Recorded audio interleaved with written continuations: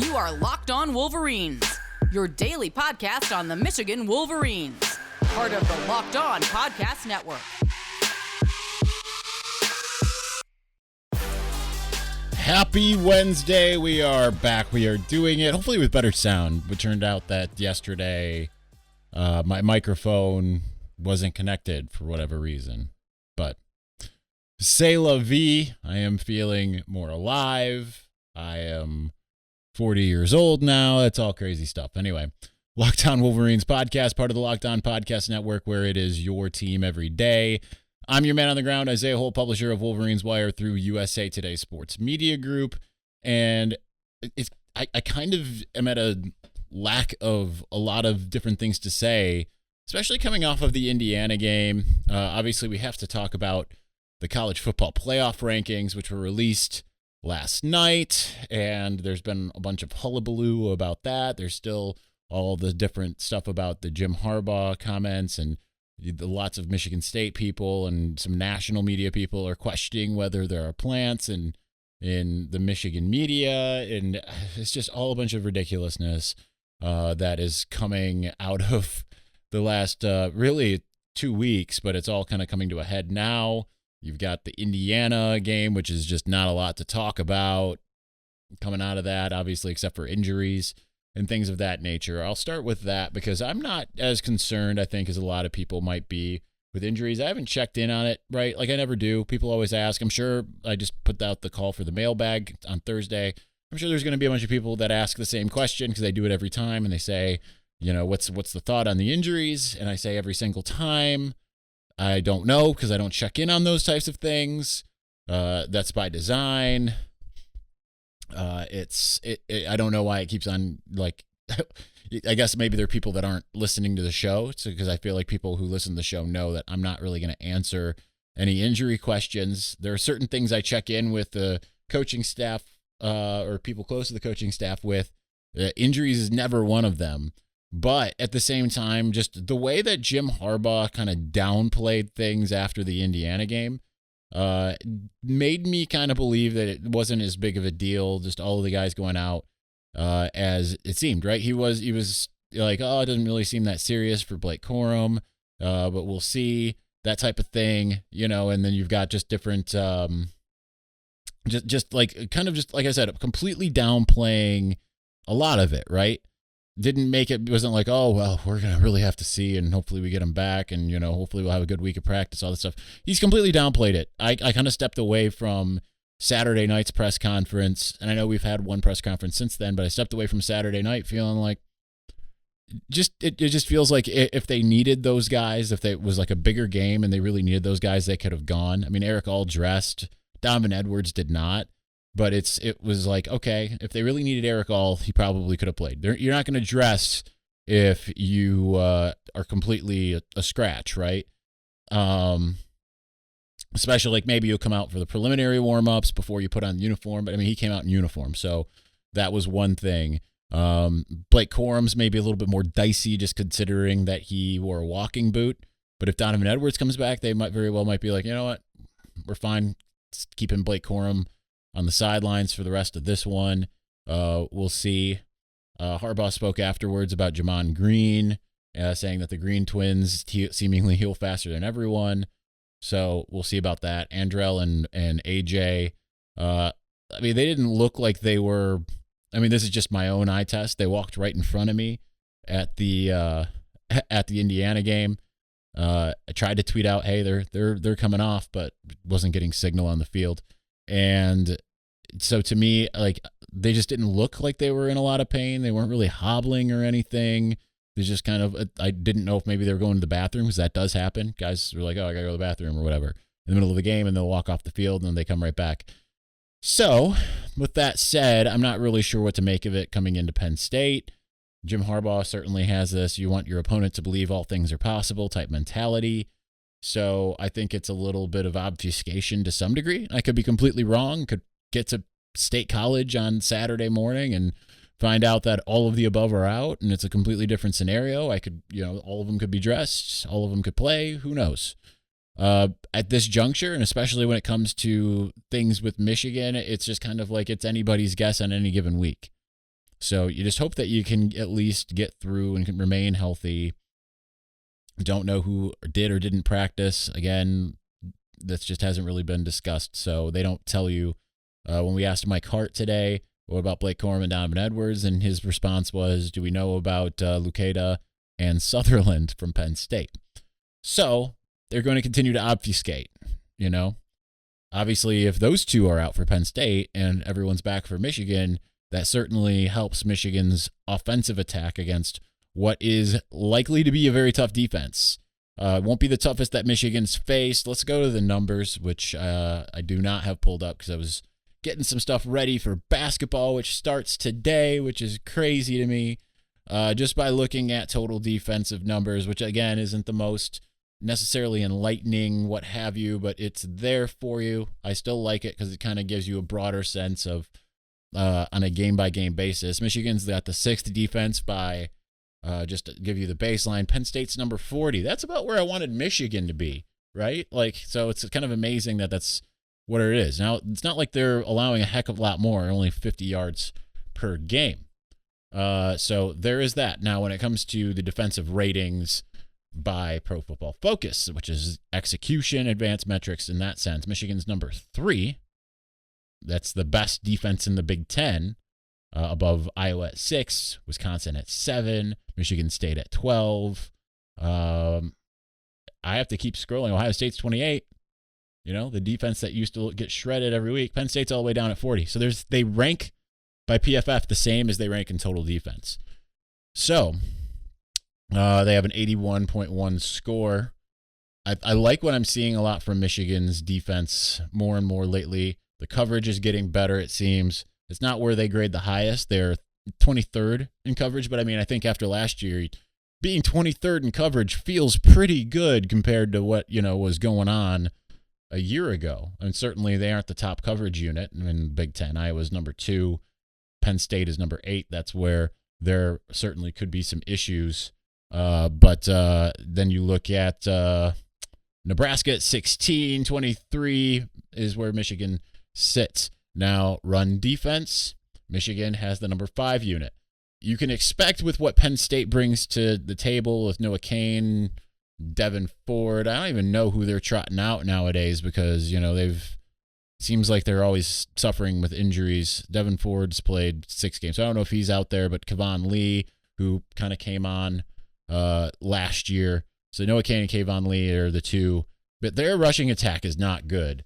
They've got 964 total yards rushing on the season. I don't know how this turned into me talking about what Penn State brings to the table. But nonetheless, I mean, they just are not – they're not able to rush the ball very well. They've got 964 yards rushing. When you look at what Michigan's got rushing-wise, Michigan's got more than double that, 2107. Hassan Haskins is almost as much as the entire team with 829. Blake Corum has 778. Beyond that, the production's pretty low. You know, Donovan Edwards has but like 1/6 of Blake Corum's carries, but he's got 139 yards. So it's crazy the difference between these two teams. By comparison, Michigan's passed for almost 2,000 yards, 1,666 yards for Cade McNamara. If you want to see what Penn State has, that's where you're going to see. What am I looking at? Okay, so it's more. Obviously, it's more. I was just like, for some reason, I couldn't find the number I was looking for. 24.99 total. Sean Clifford's clearly the guy there. So, but that's a huge trade-off. Total offense for Penn State is just not nearly like Michigan's got the number 26 total offense. It seems crazy to say that, but like considering like everyone was talking about Penn State's offense and like, oh yeah, so good, and Mike Yurcich, and you know that was good to take over from Kirk Ciarrocca. Penn State's got the 79 rated offense in the country, averaging 384.8. Michigan, by comparison, is tending to get almost 100 more yards per game, 451.4. So obviously, the passing offense is certainly where things are different, and with them having a really good passing offense, and Michigan not necessarily showing that doesn't mean Michigan doesn't have one. But Penn State's 25th in the country, averaging 277.7. You got to watch out for the connection to Jahan Dotson. That's the big one. But, I mean, if you could take him away, chances are they're going to take away the running game.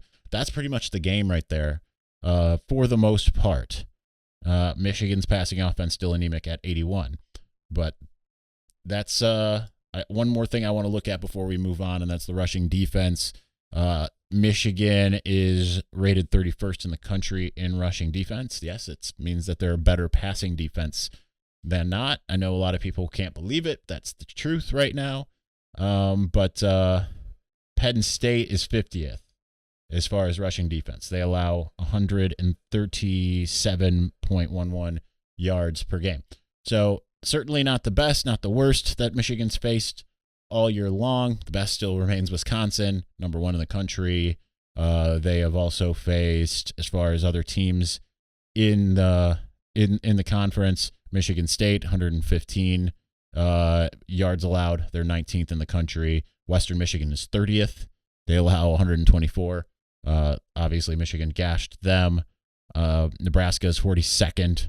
Indiana's 43rd.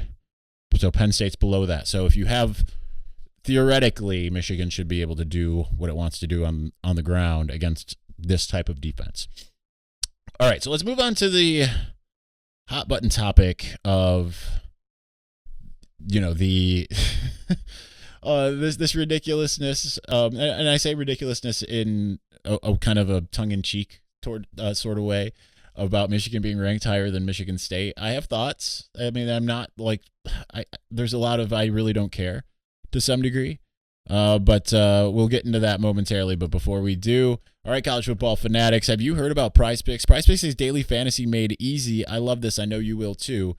Prize Picks is a leader in college sports daily fantasy. Prize Picks offers more college football props than anyone in the world and offers all the star players of the Power 5 as well as mid-major players you might not have ever even heard of.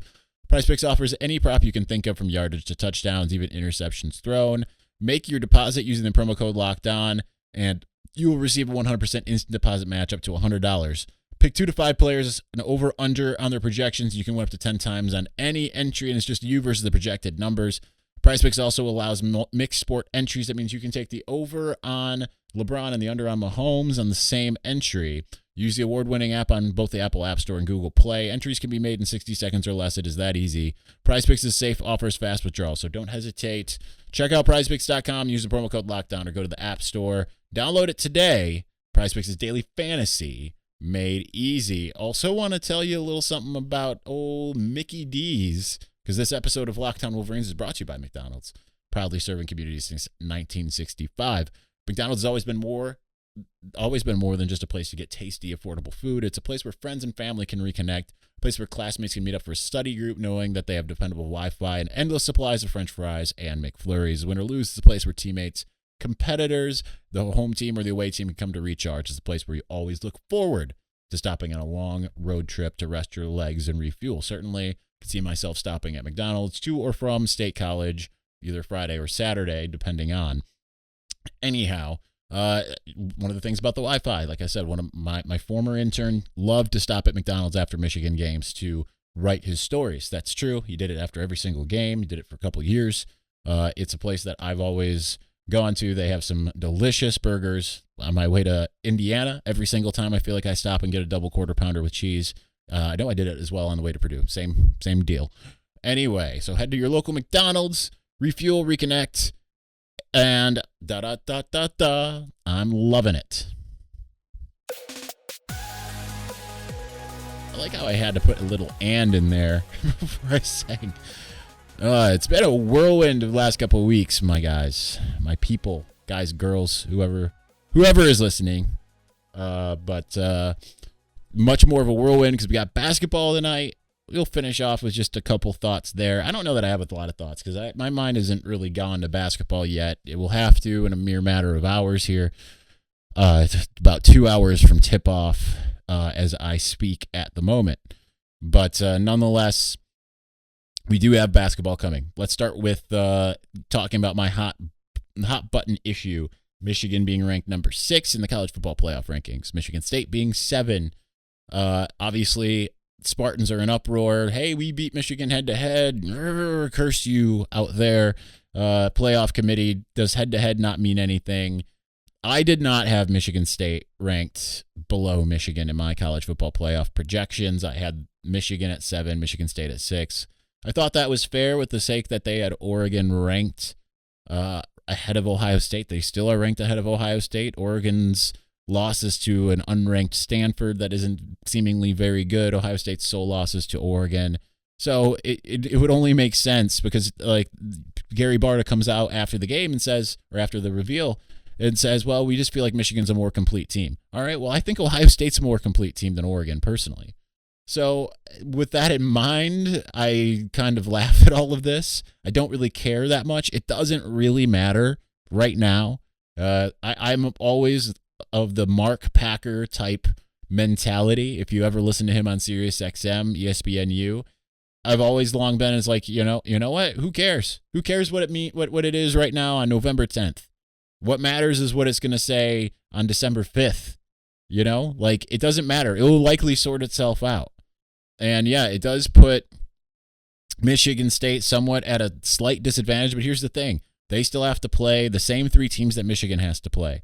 If both teams win out, yeah, it's going to be a little interesting. But if both teams win out, but due to the head-to-head, I believe, that would mean that Michigan State would get that extra game, Big Ten championship. If they win, then guess what? They're in. Michigan, maybe they are, maybe they aren't. But certainly, I don't think that both teams will win out.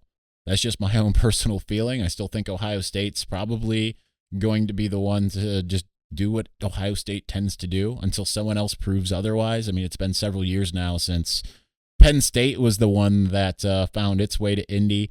I think Ohio State's been there every other year. So I'm not really picking against the Buckeyes because we've seen them go in 17, 18, 19, and 20. But I find it funny. I'm kind of rooting for chaos to some degree, as long as that chaos means Michigan gets to go to the CFP, right? I mean, again, Michigan has to take care of business, but I would find it the most fun if Michigan State beat Michigan, both teams win out, and somehow Michigan ends up going to the college football playoff and Michigan State doesn't. Why? Just because their fans are insufferable, the Michigan State fans. And again, I said this after the game, reminds me a lot of 2011. Michigan State beat Michigan head-to-head, and Michigan ends up going to a better bowl game. I think they had identical records that year. I have no problem with the committee also dropping Michigan State because even though it's inconsistent with Oregon and Ohio State, because, I mean, you know what? You go off some recency bias. It is what it is. They lost to a then unranked Purdue, who is now ranked, as I had in my projections. I thought Purdue earned that. I mean, they've taken down Iowa and they've taken down Michigan State.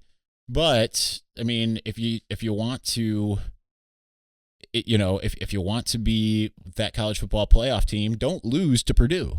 You know what I mean? Like, Purdue was unranked. You were number 3 in the country. You lost by 10 or whatever points it was. Was it 9 points, 40-31? I don't know. Whatever it was, just don't lose that game. You had everything in your hands if you're Michigan State, and you lost. It's the same thing with Michigan against Michigan State. You had a 16-point lead in the third quarter. Regardless of the bad calls, don't let Kenneth Walker just keep on running into the end zone. You know what I mean? So it's if Michigan State, if you're upset, maybe don't lose to an unranked team when Michigan's only loss, yes, is to you, but they lost down the road by 4 points in a game, which I think any impartial observer would say Michigan gave that game away in a lot of ways. It wasn't like, you sit there and say, oh, the better team won. Sometimes that doesn't happen. I, again, point back to 2011 against Notre Dame. I think that Notre Dame was the better team than Michigan, yet Notre Dame did not win that game. And again, credit to Michigan. Took advantage of all the any issue that Notre Dame had. Similar type of games in the sense that Michigan looked like there was no way they were going to lose at a certain point against Michigan State. Notre Dame looked like they were not going to lose against Michigan. Watched that game at least a dozen times. So, that's it. That's my thoughts. If you're Michigan State, sorry. You should have won the game against the unranked opponent because you've got you got one ranked opponent left. Penn State probably should have been ranked in this last one. They have a similar record to a lot. They've beaten Auburn, who's ranked. They've beaten Wisconsin, who's ranked. Yeah, they lost to Illinois, who was not ranked. But as we've seen, Illinois seems to be able to do that here and there. Anyhow, all right, that's my thoughts on that. Let's move on. I'll talk just a second about basketball. We're going to keep this nice and concise because I don't have a heck of a lot to necessarily say. But first, I got to tell you a little something about Built Bar. Y'all know how much I love Built Bar. Just got my new box today of peanut butter brownie. It was good. I had just one instead of being the glutton that I tend to be with them and eating two at a time. If you don't know what it is, what Built Bar is, it's a protein bar that tastes like a candy bar. It is wonderful. High protein, low calorie, low carb, which means I can have the two at a time. And it's still less than a Metrics Big 100, which is what was once upon a time my go-to. For a limited time only, I'm strongly debating this, and I'm probably going to pull the trigger. They have the coconut brownie chunk back in stock. That's my second favorite. I absolutely love it.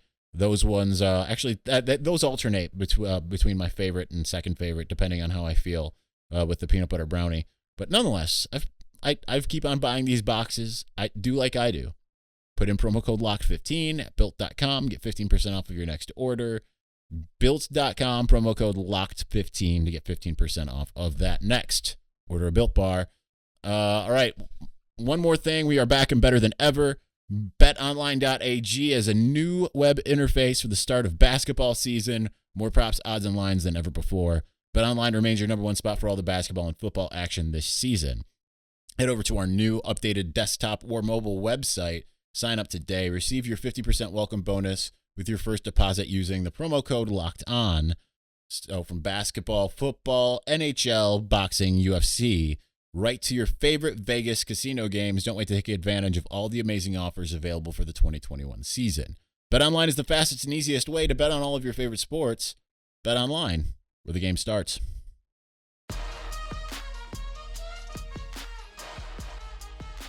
All right, so we've got some college basketball action coming up.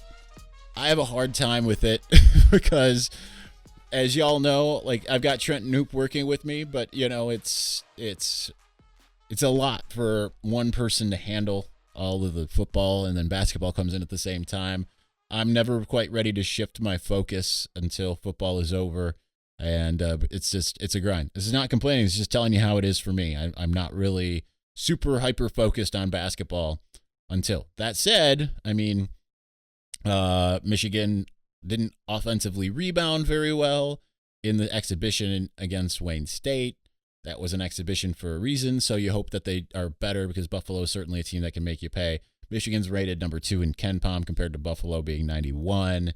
But obviously we have to see how everything clicks. You got a new point guard in Devonta Smith and or Devonta Jones. That's going to get the Alabama wide receiver in my head quite a bit here.